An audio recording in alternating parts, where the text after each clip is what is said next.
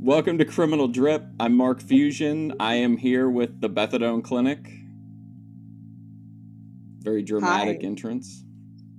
We are here today for the second episode of Criminal Drip. Many people thought there would never be a second episode of Criminal Drip, and there may not be. Who knows? This might spiral into the abyss, but we're here today to talk about the Slenderman case, which BETHADONE is very researched on, very well read, and has a lot of, she feels a strong personal connection to the Slenderman case. But if you're not familiar with Slenderman, he is it's one of the original ghost stories of the internet. So he was, the first time anybody ever saw him was in June of 2009 on the Something Awful forums. As part of a Photoshop contest, someone named Eric Knudsen, who went by Victor Surge, made an image of the Slenderman. Now, you won't be able to see this, BETHADONE Clinic. But people at home, this is the image of Slenderman. You can kind of see him in the background there. Does he have the tendrils coming out of his back in this image? No, because that hadn't happened yet. Oh, okay. This was was that a later development? But what BETHADONE is talking about here, I'm showing them a more modern picture of him, but he is often featured with tendrils coming out of his back and stuff like that. So, but he's kind of gathered there's not really one linear lore path with Slenderman. A lot of people believe a lot of different things about him. It's a very personal, kind of almost like a religion, but lives in the woods. He's got this massive mansion with all these rooms. People say that they get into a slender sickness where they get real paranoid and nervous and you can lose time and whatever. But Slenderman is just an internet cryptid kind of But we're not here to talk about so much Slenderman as two people who took the Slenderman very seriously. And BETHADONE is going to tell us about that. Okay, so one thing I want to add to your little thing about Slenderman, or your little thing, that's so rude, but your thing about Slenderman, what I want to add is all the rooms in his mansion. What Anissa, one of the girls, said in the interrogation was that every creepypasta, because there's a creepypasta wiki, every story has different characters, and all the characters lived in it, she said, in the interrogation. So it's just this really fantastic belief they had, and it's just, but you can tell Anissa was, okay, so Morgan Geyser, do we need last names? Let's just do Morgan, Peyton, and Anissa. Okay? Am I going into the case now? Yeah, you're good. Okay, so they're all 12-year-olds, and actually, happy birthday to Morgan Geyser. She actually turned, I don't know how old, I think she's around my age, but she has my exact same birthday, so happy birthday. Tauruses are great. Happy birthday. Morgan was... She was friends with Peyton, which they called Bella, the victim. And then Anissa didn't really have any friends. So Peyton and Morgan, mostly Peyton though, was the driving force in befriending her because she did not have any friends. And when this happened, it was actually for her birthday, which was on May 16th. They were having a sleepover on May 21st, which is a couple days later. I'm just going to go to my notes just to make sure. But basically what happened is they had a sleepover. And originally their plan was to kill her in the house.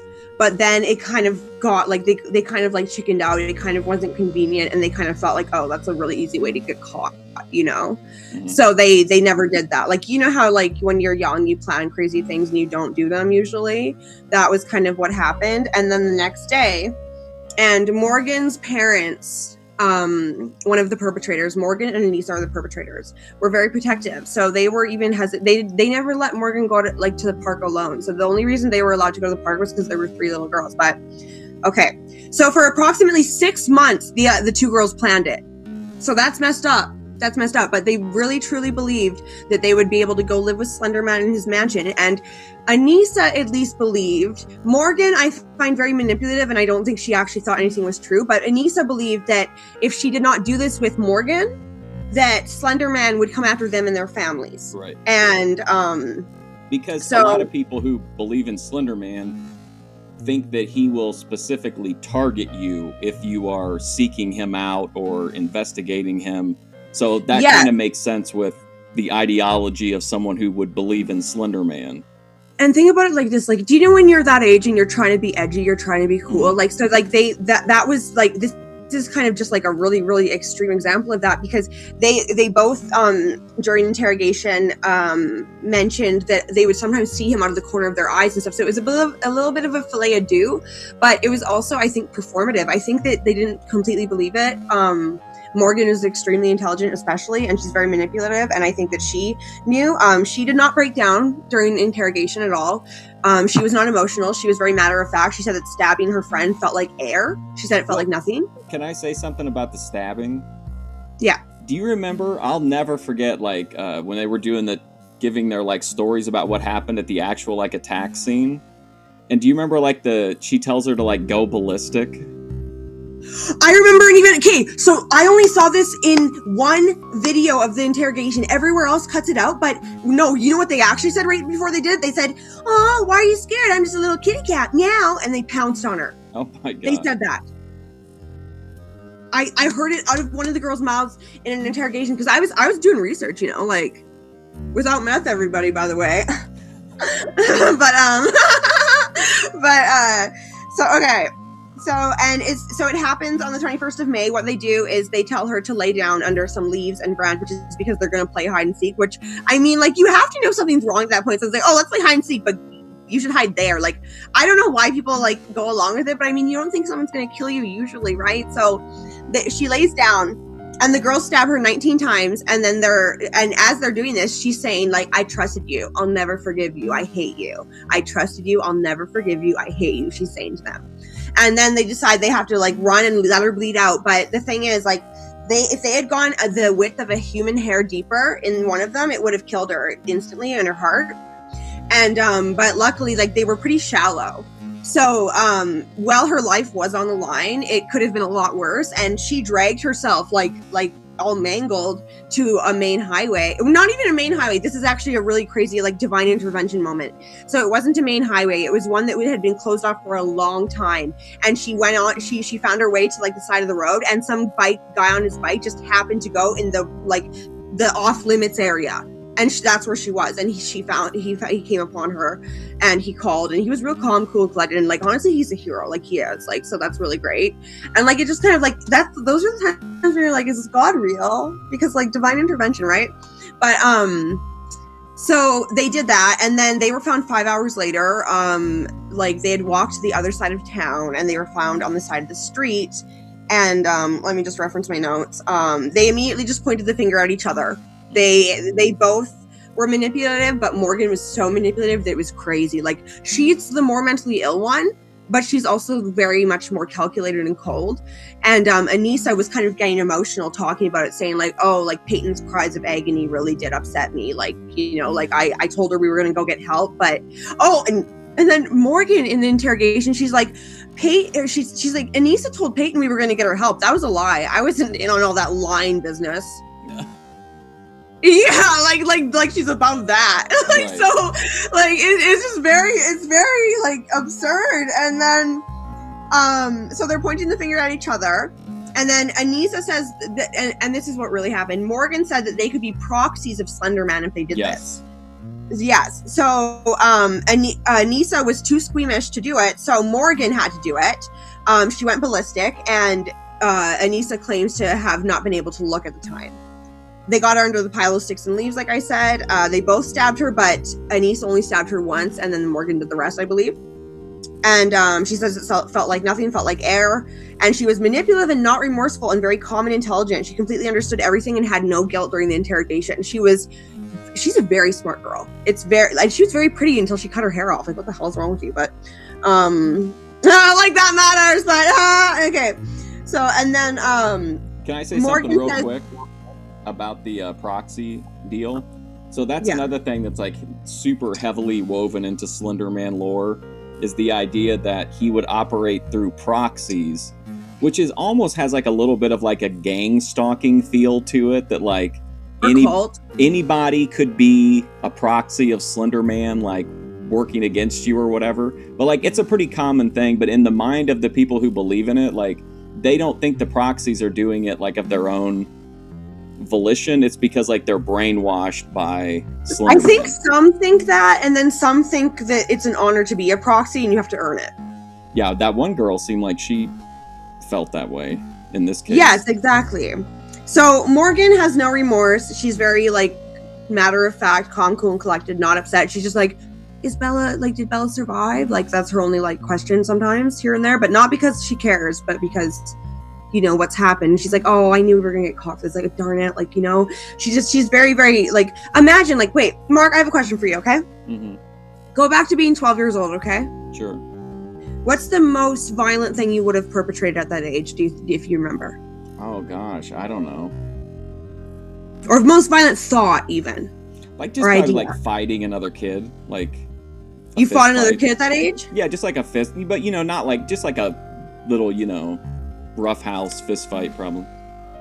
Can you picture 12-year-old little Mark Fusion doing something like this, or having this idea, or having the psychological fortitude to stab someone 19 times and then just run from the scene and not be affected? No.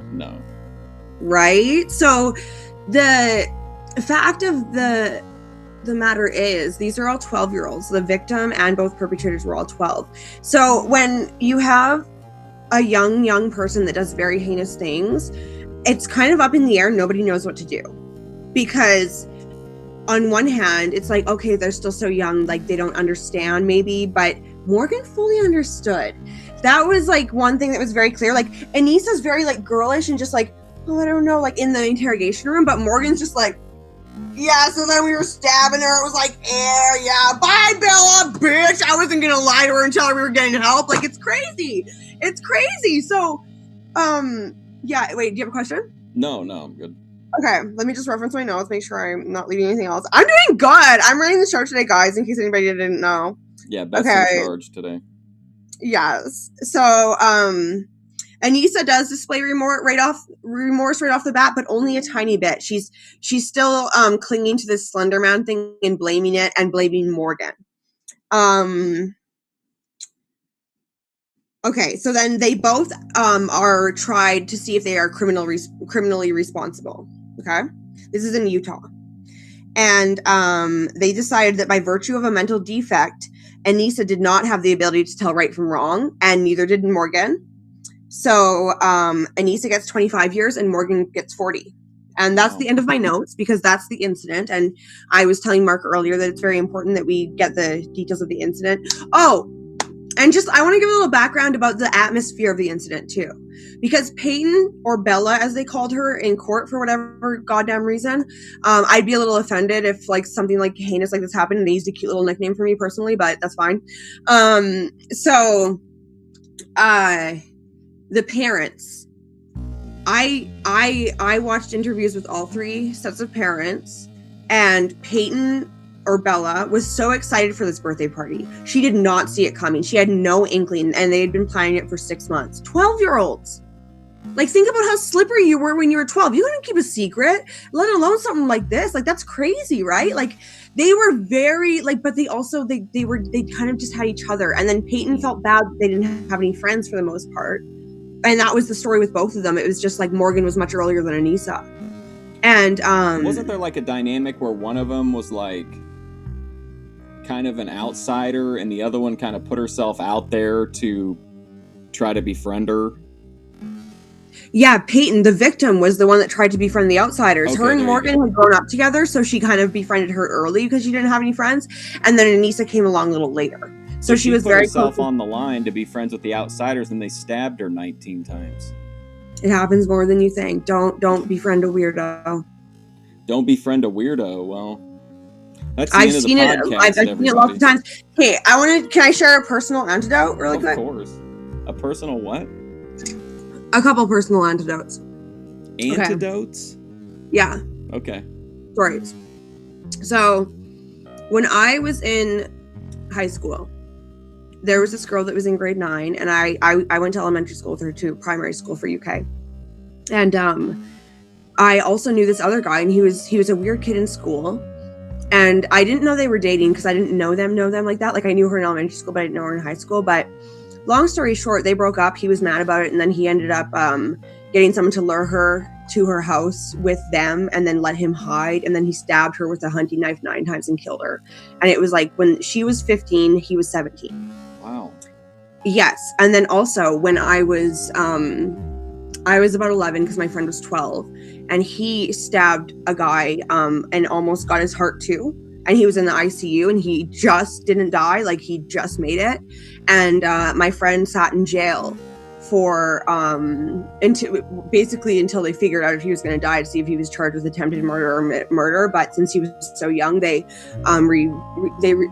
reduced it to like grievous wounding or something with a deadly weapon, like something like that. Like, but if that was self-defense. He was like, he had like an older pedophile boyfriend, and that was the one who got stabbed, so I don't care. But like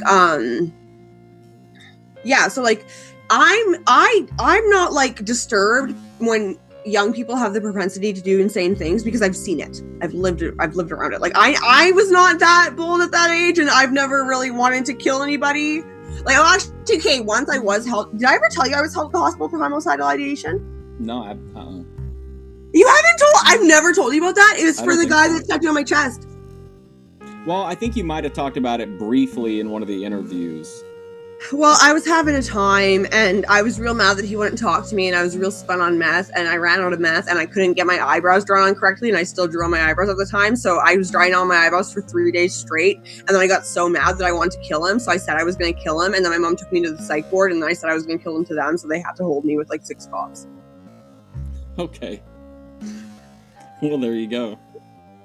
Yeah. Okay, so so any questions? I guess like the fact that it was a long-term plan with like a lot of opportunities to be like, hey, we're crossing a line here, you know what I mean? Like there's a lot of times that you can, and they even delayed it, like they rescheduled it for like the next day when they didn't want to do it during the sleepover, because they probably thought like, oh, like, you know, like this is kind of like because it's all cool shit when you're just talking. Because this was my point with telling you about the guy that murdered his ex-girlfriend. There was a group chat where he talked about with like 6 people for weeks before, and that was brought into court, and some of those people were like, they tried to charge because they knew, but they just didn't think he was serious. I'm like, I'm sorry, but if someone's talking like that, I don't care if I think they're serious or not. I'm calling the police. Right. Like, I don't care. Especially if I'm a kid. Like, there was this one time where my sister came home crying because some kid like hit her with a backpack and said that he was going to bring a gun to school the next day and kill her. Oh, wow. And then, yeah, and she was like really young. And I was really young too. We're only 3 years apart. And then my mom got really paranoid about it, so she called the cops that night, and the kid was not at school the next day. Yeah. But the idea that it broke her nose, the backpack. Oh, really? Wow. Yeah. So you're saying that as far as like belief in Slenderman, if you said you thought one of them did not believe in Slenderman, but one of them maybe did, but like over 6 months of buildup, if you don't believe in Slenderman, like what do you think that says about somebody that they were playing it for that long without actually believing in? Believing in Slenderman is one thing. Believing that everything's going to happen because you do a certain thing is another. And I think that Anissa was like, oh, I'll believe it when I see it, more than Morgan. But Morgan had schizophrenia, and Anissa just had delusional disorder. And her dad did too, right? So filet do could have been very prevalent, but I also think there was an element of trying to impress each other. So, cause you know how you are at that age, right? Like, I just can't, like, I don't know. I was doing some crazy stuff when I was about 14, but when I was 12, I was still innocent. Right.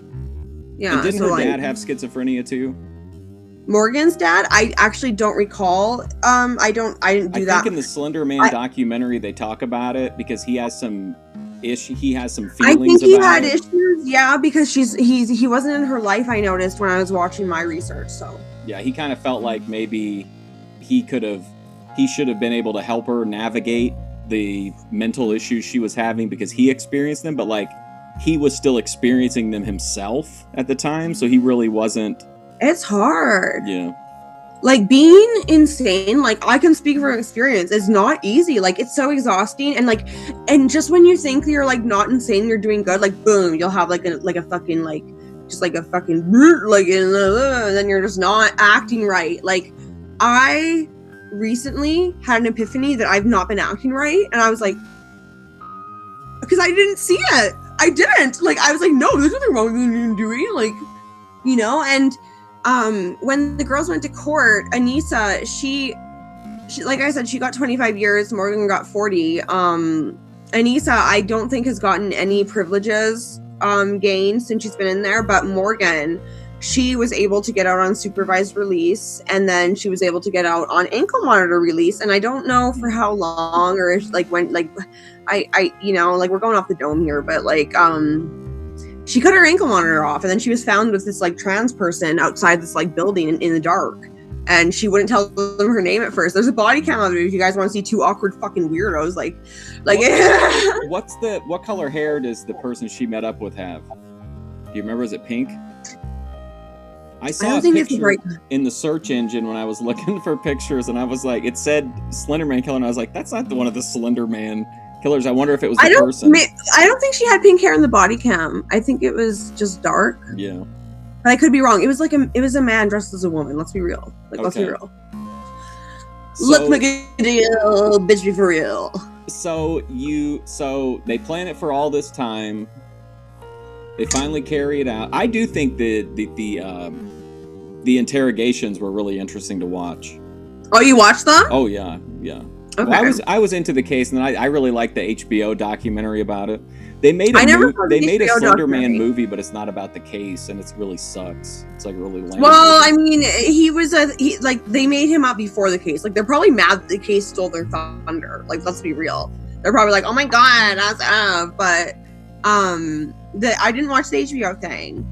I forgot what my point was.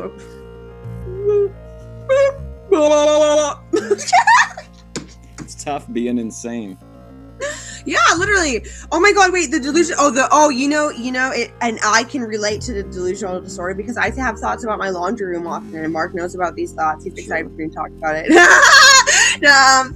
Okay, and this is not the only delusion I suffer from. This is just the stupidest one. Okay, this is just the stupidest one, and it started about 6 years ago.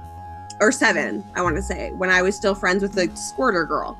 And she would have to comfort me on the phone, like, Robin Williams is not in your laundry room. He's not. He's dead. Okay, he's dead. He's not in your laundry room. He's dead. I promise he's dead. Okay, hold on. The girl from Chatterbait that was the heavy squirter would comfort you on the telephone about the fact that Robin Williams was not. She would console me and try to convince me that I'm okay. Yes. Okay. I just want to make sure I had that be very high. For the lore bros. And she would tell me, and I'd be like, okay, like, if you promise. But like sometimes she would have to pick me up, and I'd go sleep over. Like, it was really bad at a time. Like, it's really calmed down a lot now. Paul's really upset about it a lot. You guys might see sometimes on my channel. What does he dress like? What does he dress like? I don't know. Have you actually seen any evidence that Robin Williams has been in your laundry room, or is it all a vibe? No. Have you ever seen anything? I just had the thought, and I was like, maybe, okay. And now I've been scared. So you don't know what he might have been wearing. Here's the thing. Okay, I'll tell you where like the laundry room thing came from. So, like, you know Eugenia Cooney? Mm-hmm. So obviously I relate to her, and I used to like really follow like what she would do and stuff, and I made a channel at one point called Eugenia Looney where I made parodies. But anyway, that's some lore that I've never talked about. Okay, anyway.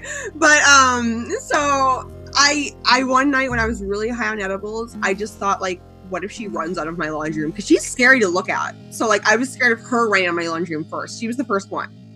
And then I was like, the only Robin Williams movie I've seen is What Dreams May Come. So when I imagine it, like can I show you how I imagine him right now? Can I show you how I imagine him right now? I'll do it. Like out of my laundry room. Okay. Okay. Yeah, let's do it. That's so stupid. like the people need to know. Okay. I'm gonna try not to. You guys can see. Okay, so this is what I'm at. Oh my god, there's clothes all over the floor. I look like a slob. I'm sorry. Okay. Yeah, I'm gonna run out like he would. Here we go. You know, like that. Like a silent. It looks like some Right, silent look. hill.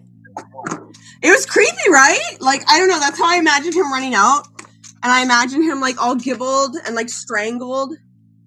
Looking like he does So in it scares Patch me. Adams. It scares me, and I imagine him, like, yelling when he comes out, like, He'd probably be whoa! pretty mad. Huh? He'd probably be pretty mad. He'd want Mad out of about the what? basement for sure. He's mad he's in my basement. But yeah, no, like, it's so, I get delusions too, so I can understand this. And when I was young, I didn't suffer with them as bad. Like, I had hallucinations, but I didn't have, like, delusions much. Oh my god, my lipstick. But as I got older, the delusions started to really, and that's not even, like, a serious one. Like, that's one that I know is stupid, but it still scares me somehow. Like, I feel like if you told that to just a regular person, you told them that you had, like, recurring visions or fears of a mangled Robin Williams running. Or like sometimes I think Shelley Exorcist. Duvall is going to come out of there. Huh? And I love Shelley Duvall. But sometimes I'm scared she's going to come out of there. Well, I've always associated Slenderman with being afraid to do the laundry. Why?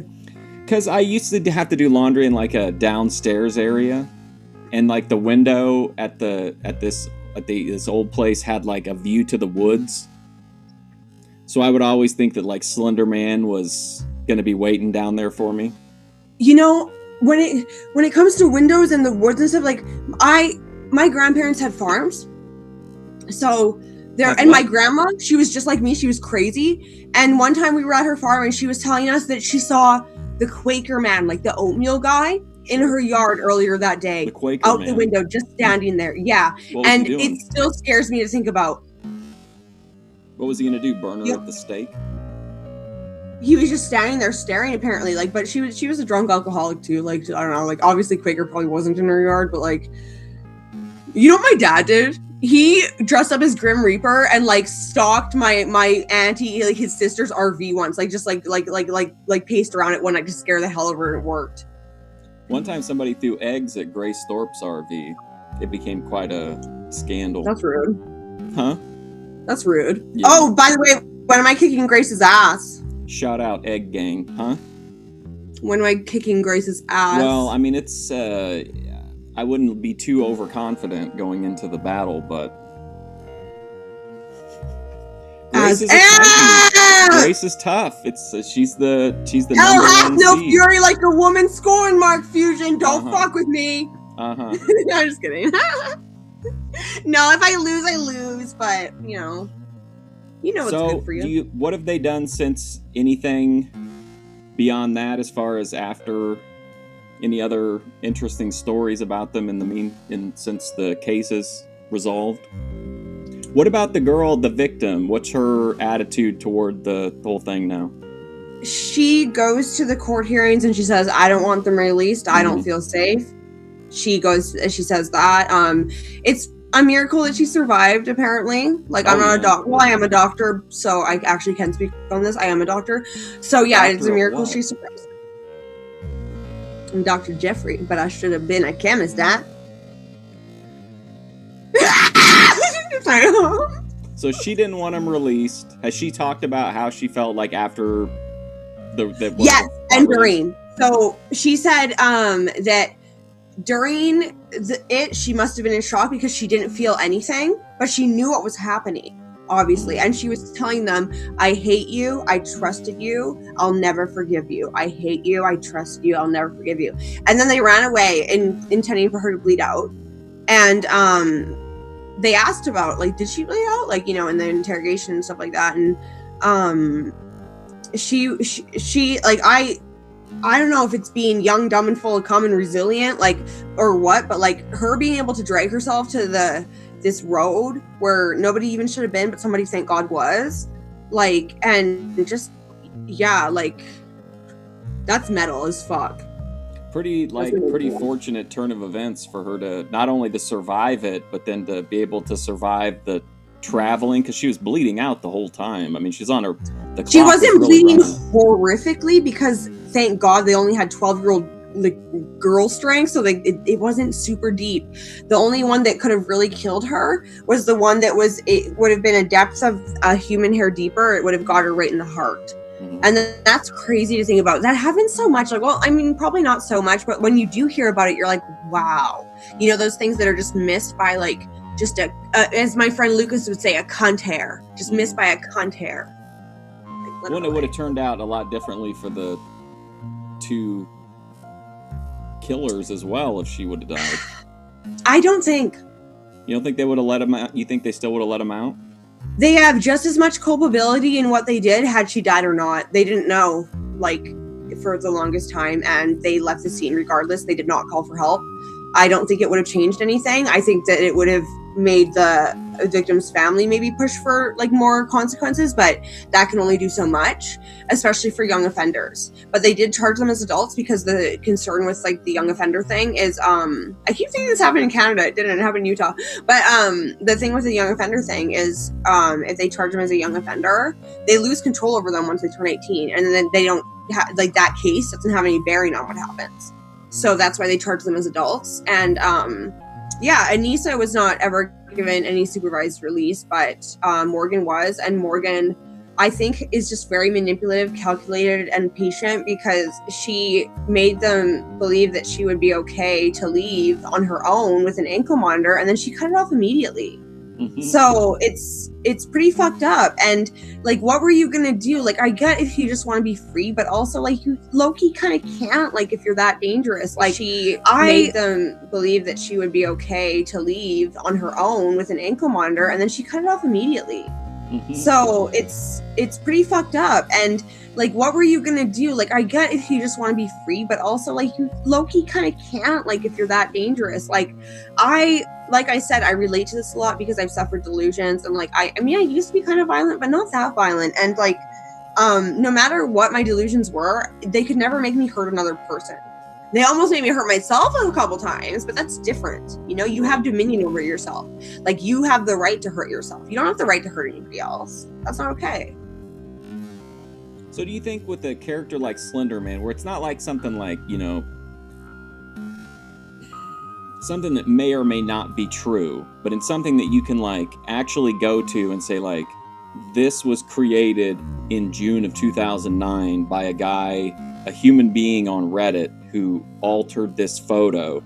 Do you think? I wonder if they've interviewed him about this. But like, knowing that like you can point to a spot where like Slenderman was created by a person, knowing that all of the lore and whatever, there's not even a chance of it being real. Do you think that people just, because it was kind of like something that was a character that was they like, clung to it because they did not have much else, and because it was a better belief than the belief they had in the world. And even if they're alone in reality, like you're kind of with other people because you have this like community of Slenderman people or creepypasta people. And even if you don't, it's like, okay, we have nobody else, we just have each other maybe, and even if we don't have each other, we have Slenderman's approval and he'll keep us safe. Right. And like, think back to being 12 years old. I still thought that I could visit a fairy world when I was that age. Are you sure you still don't believe that? I'm a fairy in every world. Sure. I'm magical. Does everybody like how I'm dressed like a pretty rave girl? By the way, guys, there's going to be a dance at the end of this. We're going to dance to Pretty Rave Girl together. Well, she's going to dance to it. So, you also have an interest in the Manson case, which is significantly different from this, but it kind of also involves like that. No filet-a-dieu. It was programming that people did to them. They were not crazy. They were programmed. But I feel like the girls programmed themselves. It's all of like... If you could say that because they put the drugs in their mouth, but the drugs are being fed to Charlie and them by the government to program them. And you're like kind of believing you're doing something for like a higher cause. No. I don't want us to get this twisted. There was no belief in anything they were doing. They don't even remember it. They don't know why they did it because it was programming. Well, that's what they say. That's what I know. I'm a psychic. A psychic? No, I am a psychic, and I know a lot about this case. Like, I know I always say I'm going to make the video where I talk about it, and I never do. But I have to get to doing that because I feel like nobody thinks I'm credible. Well, you know, I don't think people don't think that you're credible. I just think people... There's a lot there that people don't talk about or don't know about that makes it very obvious what was actually happening. Well, we'll get to it eventually on the Criminal Drip series. Mm-hmm. And there'll also be an Art Free Productions documentary at Art Free Productions. I'm the CEO, so I know what goes on there. Mm-hmm. Craziness. Monkey business. All right, so any other thoughts or anything on the Slenderman case? Just, it's pretty crazy that 12-year-olds are capable of cold-blooded savagery that way. Like, I remember seeing a kid stab another kid when I was about 6 because it was with a pencil. But, like, even then I was like, holy shit, like, what the hell's wrong with you? And there were kids bringing knives to school. There was a lot, like, I went to, like, a bit of a hood school. So it was just a little bit like, that's why I said earlier, someone threatened to bring a gun and it scared my sister because, like, it was credible. Like, that was a credible threat. So, and I was not hard until I was 14. So I was very scared of stuff like that. Like, you know, there wasn't school shootings at that time, but just ideas that people were gonna like I don't know, there was this like group of high school kids that called me Purple Skank and wanted to beat me up because I had purple hair. It was so weird. You had purple hair? I had purple hair for like 5 or 6 years, or maybe even 7. Yeah, I had purple hair. Wow. And before that, I have a picture of me in high school. Oh, let me show you. Just wait, it's gonna be worth it. What the hell is it? How is it? Come on.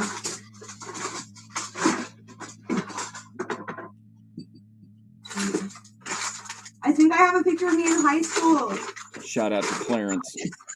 Oh my god, I don't know where. Okay, I'll just post it later. I won't look forever. I don't know where it is. I had it, but like I had in the picture from the high school pictures, I had bright blue hair. And I was a scene girl. So that was me in high school when I was in my grade 9. And then I had purple hair later on. And I had pink hair too, and orange hair and red hair. Like I had all the colors of the hair. Like I used to do that. Like that was like the only thing that like kept me alive during those years. It was crazy. That's a reasonable. Yeah. So Slenderman, pretty wild case, especially because it involves like something so like internet oriented. And there is some stuff in the HBO documentary that talks more about like the parenting, but the parents honestly kind of do the same thing the kids do. They kind of try to brush it off on, oh, well, our daughter was the good one and the other daughter was, you know, whatever. And then there's some issues with the dad, but they definitely don't want to they don't really want to take a lot of accountability into the fact that if you're, in my opinion, I think they are in a victim mindset. Yeah, they cover it in the documentary too, but it's like, if your kid is that deep into the lore of something like this, like that's hours and hours and hours into the community. Like you never look drawings or whatever. Like it's kind of, I just think they won't. But I want to play devil's advocate then, because like my mom found like journals when I was young of like really dark shit, and like I never did anything like that, right? But she did confront me about it. But she did confront you about it.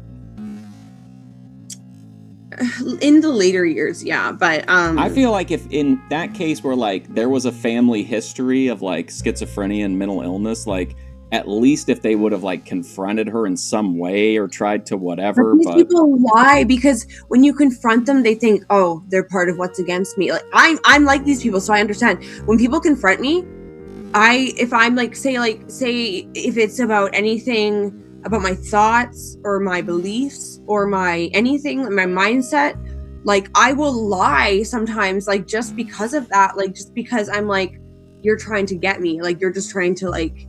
Well, right, but you do have to, like as a parent, you do have to though, like. It and obviously every time it doesn't turn out there, like you have to do something.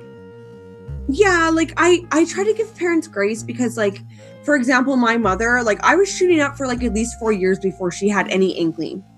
Like, and I was 14 at the time when I started. So, like, you would think, like, oh, shouldn't your mother be going through your room? Oh, shouldn't your mother be doing this? Like, try doing that to your kid. Try telling your teenage daughter, I'm going through your room. Try saying, oh, we don't believe you. Show us proof. But like, people when do you're a that, teenager, though. you are so argumentative. But they do that. There are parents who do that, though. It doesn't guarantee That a lot of results, parents but like, try to, and then they're lied to, and then they take that lie, and they're like, that's a better belief for me, so I'm just going to take it. Parents do that a lot. Well, I mean, I think that's they were like wishful thinking into the great, like they wishful thought themselves into like total ignorance about what was going on with me. Well, and it probably is too. Like, it's probably pretty overwhelming, but at the same time, like it's your kid. So like, if your kid's making these drawings and these like is visiting these, spending like tons of time unsupervised on the internet. Yeah, see, my kids would not be allowed on the internet like that. Like, they just won't be. But like, Cody Turbo's the parents can only do so much. Like, kids are really good at hiding things. Like, I really don't blame the parents at all. Like, they feel a lot of like guilt about this. Well, and both of their daughters are locked up in insane asylum. Who do you think's at fault for what happened? Huh? Who do you think's at fault for what happened then? The most out of everybody, I would say probably Morgan. And Morgan is also the most mentally ill. And I go back and forth between, I think she believed this Slenderman thing and she didn't because of her behavior. It doesn't stay consistent. She like historically has been remorseful, but then not. And then she's snuck like weird, like dark smut books into her insane asylum at one point. And then she's lied about who was visiting her at one point. Like she's doing all these manipulative things, but if you see her in court, she's all, So I think she's just doing whatever she has to do to try to get the end result that she wants, you know? And she's very manipulative, skillful enough to be able to do that in a lot of cases. Or at least she thinks she has been. I mean, she got off of her ankle bracelet, and it was a while before they found her. Did they offer to let the other girl out or no? I don't think so. I don't think there's been much like I think they've kept it mum, as you would say. Any other kind of eerie supernatural characters that you're afraid of besides Robin Williams and Slenderman? The Smiling Man. Do you know that one? The Smiling Man. I don't think so. Do you want me to bring it up? It's like a minute long. Well, no, don't play it on here. It's just called The Smiling Man? No? Okay. Let me make sure it's called that. Let me just, because I haven't seen it in a long time, but it is like a creepypasta. It's this video where this guy's like chasing you, but it looks like he doesn't have bones. Did you find it? Smiley Man? Oh, okay, I see. Let me find it. I see it, yeah. It's like 4 minutes, 9 seconds. 4 minutes. Yes, it is. So that one used to scare me. And if I think about it when I'm walking at night, which I don't walk at night too often anymore because I don't do meth anymore. But when I used to be walking the grip, I would think about that, and I'd be running. I'd be running through the streets. I'd be like, and every now and then I'd calm down and I'd walk and I'd think about it again. I'd be like, and I'd be running, all the way to my plug's house. All the way to the plug's house?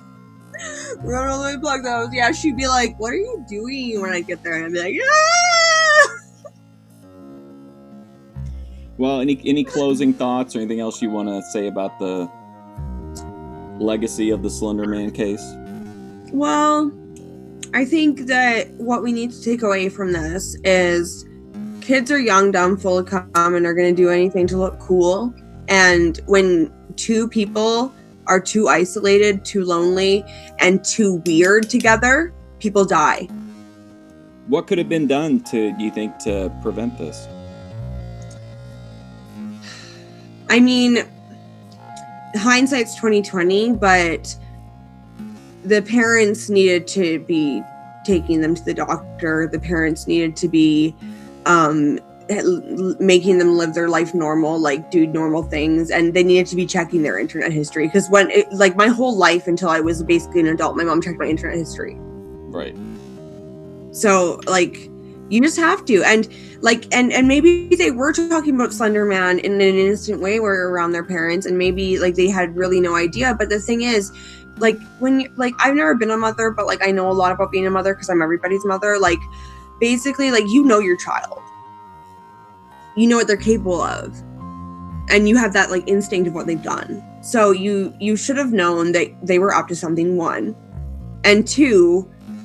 It's such a miracle that the one girl, the victim, survived. But if she hadn't, then this is just so grim. And the only reason that they're not looked at as just travesties of human beings, just trash, just horrible people, is because she lived, I think. Probably, yeah, I agree. What about Edward Knudsen, the guy who made the original Slenderman picture? How do you think he feels knowing that like something he made led to something? I'd not considered that until now, and now I'm curious about it. I feel like I'm going to look into it. Like but just a silly internet forum Photoshop contest. He makes a picture, and then not only does it like take off, but you know, how do you? He doesn't have any blame in it, obviously. But like, how do you think he feels knowing that something he created led to this, even if extremely indirectly?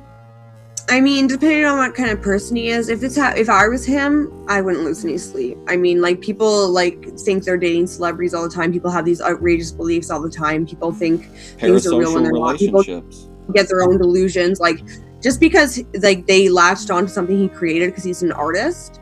I hope he doesn't lose any sleep at night, to be honest. I don't think he did because he was an artist.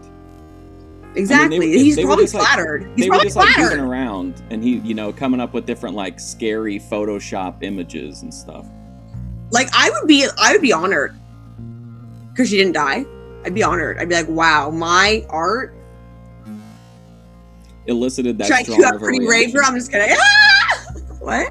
So you think it's like kind of a parasocial thing, except instead of being with a celebrity, I think it was like they wanted to belong to something. And this was a 12-year-old's best idea because it didn't involve any other humans that could say no to them. Right. And they wanted to be above their peers, and they didn't see another way. They wanted to be accepted. They wanted to be part of something. Like, it's just like, I remember being that age. I was so impressionable. Like, you're so impressionable at that age. You really are. Do you feel like those Slenderman overall and then the filet do aspect. Kind of a positive role model because he does wear a suit? You should dress to impress. He's dressing for the job he wants, not the job that he has. Not the job he has. Yes. Yeah.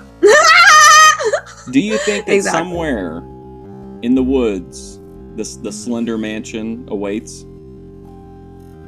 No, but you know what I think it's inspired by? I think it's inspired by the Hat Man, which is all too real. Who's the Hat Man? The NyQuil guy? A lot of people claim to visit him that way, yeah, or Robitussin. There you go, Robitussin. So you think he's inspired by the Hat Man? I don't know that, and nobody told me that, and I've never like bounced that idea off anybody. I just like they are similar, just in their stature and their look. So I wouldn't be surprised if, but I don't know that. Yeah. All right. Well, do you want to give us a fit check? You've had a lot of experience with the Hat Man. Do you want to give us a fit check and do your dance for us? Sure. My dance? No, I'm not actually gonna dance if you're not gonna dance. Fuck that. Why? People want to see it. People want to see Here's my outfit. Wait. Wow, this is quite a fit check. Really? Well, yeah, it was pretty thorough. Should I actually? Wait. How will I dance? Here, wait. Pretty rave girl. You have to dance with me, Mark. No, I can't. I'm sorry. My Fortnite match is about to start. You have to. Oh my god. Nobody wants to see that. I'm only doing a couple seconds. They want to see the e-girl dance. They want to see us dance together. No, they don't. I promise you. I can guarantee. Wait. Everybody psychic, comment if you wished Mark had danced. Well, everybody. No, I'm psychic. I know. Everybody's getting give you hell for not dancing. No. I know that. Everybody give him hell for not dancing. Whoa. I'll dance a little bit, like with my arms and stuff, like.